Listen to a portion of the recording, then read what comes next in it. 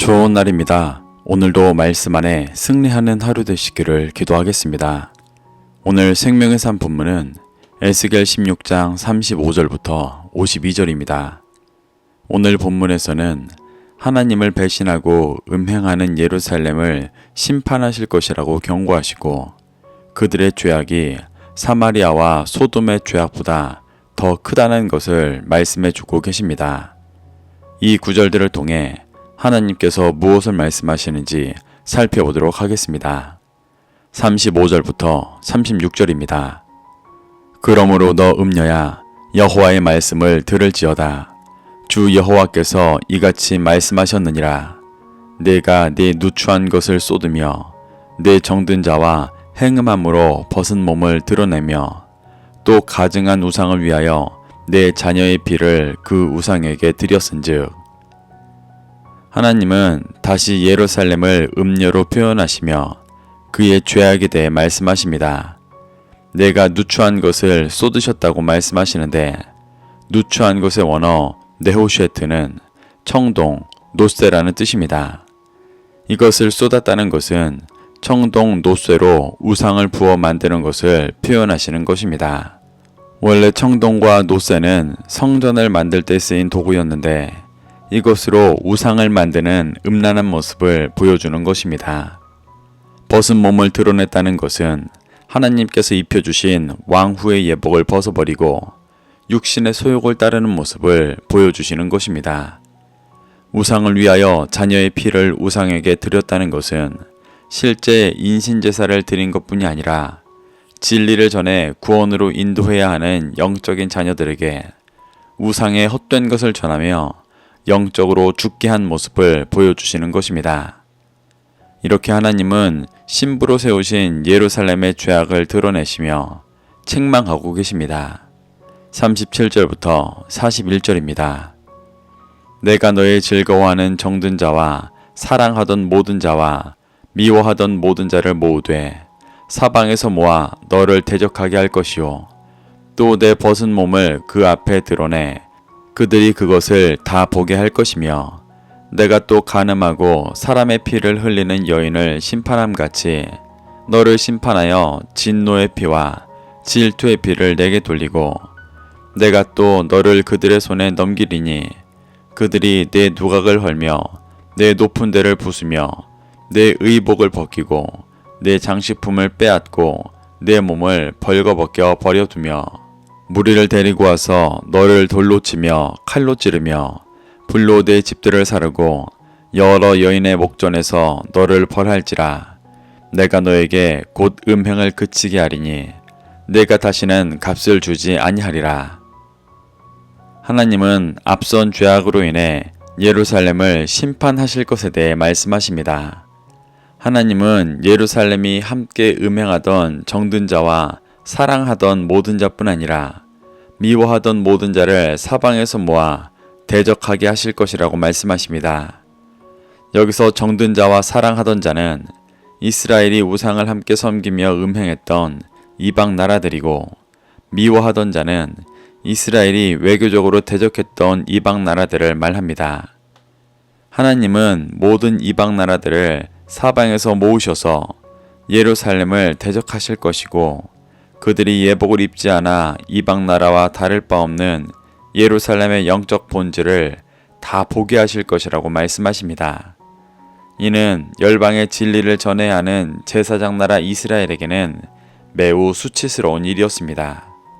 38절에서 하나님은 예루살렘을 이방에 간음한 여인이며 피를 흘리는 여인과 같다 말씀하시며 그에 합당한 심판을 받을 것이라고 말씀하십니다. 그래서 39절부터 41절까지 예루살렘이 하나님의 은혜로 황후이며 제사장 나라로서 누리던 영광을 모두 빼앗길 것이고 이방인들에 의해 칼에 찔리고 집이 불에 타며 벌을 받아 음행을 그치게 하실 것이라고 말씀하십니다. 내가 다시 값을 주지 아니하실 것이라는 말씀은 34절에서 값을 주며 행했던 음행을 그치게 하실 것이라는 말씀입니다. 이렇게 하나님은 심판으로 예루살렘의 죄를 멸하시고 새롭게 하고 계십니다. 42절부터 43절입니다. 그런즉 나는 내게 대한 내 분노가 그치며 내 질투가 내게서 떠나고 마음이 평안하여 다시는 노하지 아니하리라.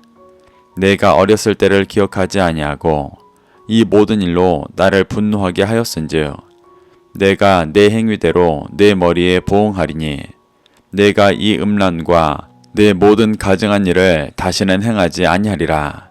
주 여호와의 말씀이니라. 하나님은 앞서 예루살렘이 죄로 인해 심판받을 것에 대해 말씀하신 후 이후에는 분노가 그치고 질투가 떠날 것이라고 말씀하십니다. 하나님의 목적은 심판 자체가 아니라 이들을 회복시키시고 구원하시는 것이기 때문입니다. 그래서 하나님은 심판으로 예루살렘의 죄악된 행위를 그대로 보응하시면 그들이 다시는 가증한 일을 행하지 않을 것이라고 말씀하십니다. 이는 거룩한 제사장 나라로 회복하실 것을 암시하시는 것입니다. 44절부터 46절입니다. 속담에 말하는 자마다 내게 대하여 속담을 말하기를 어머니가 그러하면 딸도 그러하다 하리라. 너는 그 남편과 자녀를 싫어한 어머니의 딸이요 너는 그 남편과 자녀를 싫어한 형의 동생이로다.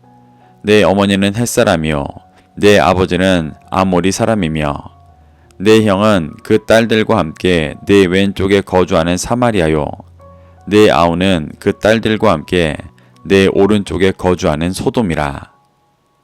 44절에서 말하는 어머니가 그러하면 딸도 그러하다라는 말은 딸이 어머니를 닮는다는 의미입니다. 여기서 어머니는 햇사람이고 딸은 예루살렘을 상징합니다. 45절에서는 그 어머니를 햇사람이고 아버지를 아모리 사람이라고 말합니다.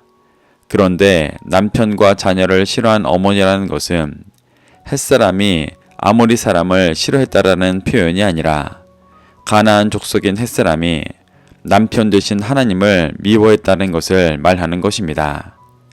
햇사람과 아모리 사람이 어머니와 아버지라는 것은 가나안과 같이 타락한 예루살렘의 영적인 모습을 비유하시는 것이지 남편이 아모리 사람이라고 말하는 것은 아닙니다. 또 형은 북이스라엘의 수도 사마리아를 말하며 형이 싫어한 남편 또한 하나님을 의미합니다. 그리고 어머니와 형이 미워한 자녀는 진리로 낳아야 했던 영적인 자녀를 의미합니다. 이렇게 예루살렘은 어머니와 형은 모두 남편 되신 하나님을 미워하고 비진리를 쫓았었는데 유다 또한 그 어머니와 같이 결국 남편 되신 하나님을 버리고 음행했다는 것을 말씀하시는 것입니다. 47절부터 48절입니다. 내가 그들의 행위대로만 행하지 아니하며 그 가증한 대로만 행하지 아니하고 그것을 적게 여겨서 내 모든 행위가 그보다 부패하였도다. 주 여호와의 말씀이니라. 내가 나의 삶을 두고 맹세하노니 내 아우 소돔 곧 그와 그의 딸들은 너와 내 딸들의 행위같이 행하지 아니하였느니라.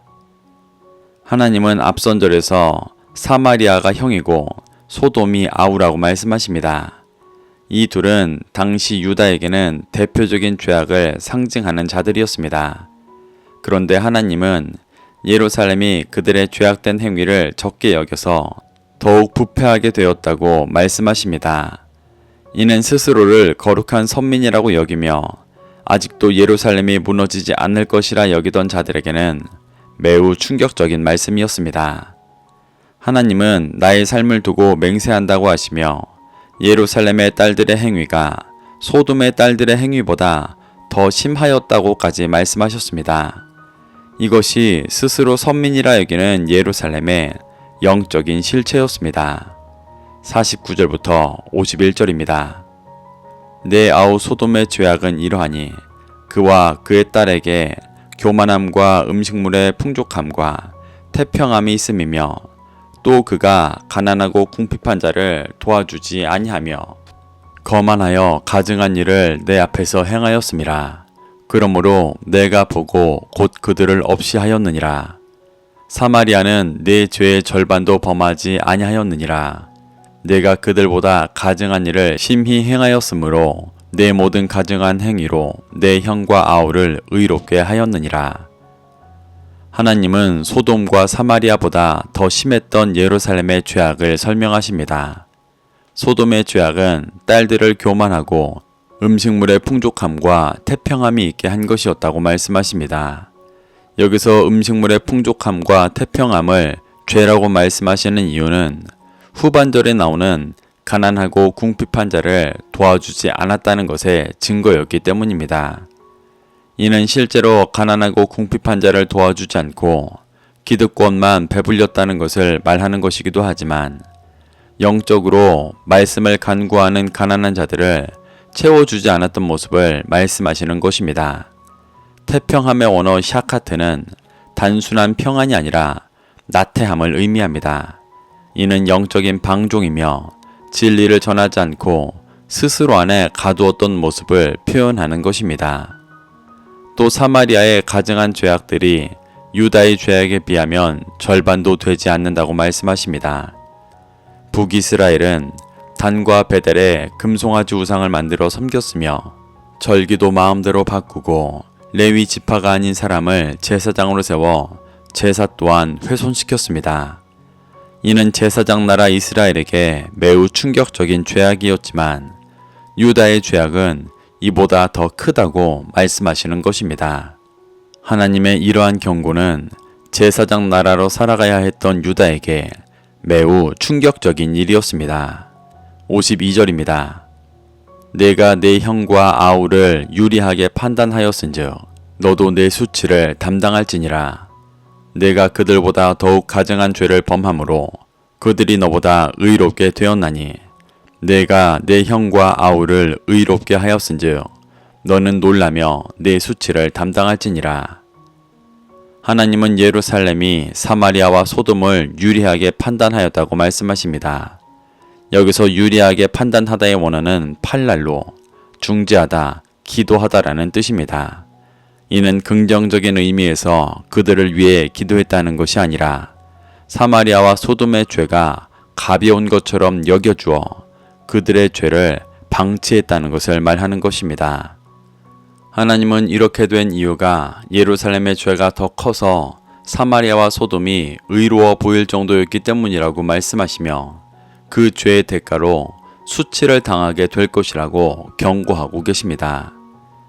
이렇게 하나님은 하나님을 배신하고 음행하는 예루살렘이 그 죄악으로 인해 심판받을 수밖에 없다고 말씀하시고 그 죄악이 사마리아와 소돔보다도 크다고 말씀하시며 그 심판의 정당성을 말씀해주고 계십니다.